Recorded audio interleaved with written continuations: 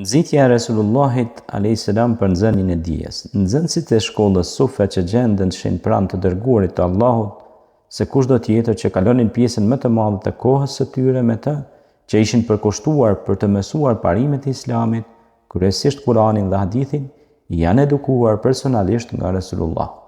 Dhe me nxitjen e tij kanë vlerësuar dijen më shumë se çdo gjë tjetër.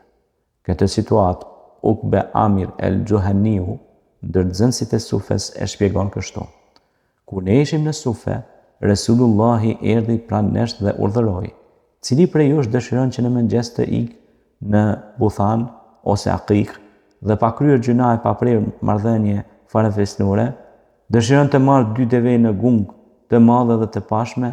Ata që ishin aty thanë të gjithë: O i dërguari i Allahut, pejgamberi urdhëroi: Vallahi për çdo njërin prej jush të ikë çdo mëngjes në mesxhid dhe të mësoj 2 ajete nga libri i Allahut, është më e hajrit se 2 deve për atë.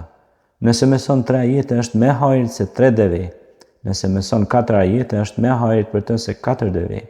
Çdo ajet që do të këndohet është më i hajrit se po aq sa i numër i deveve.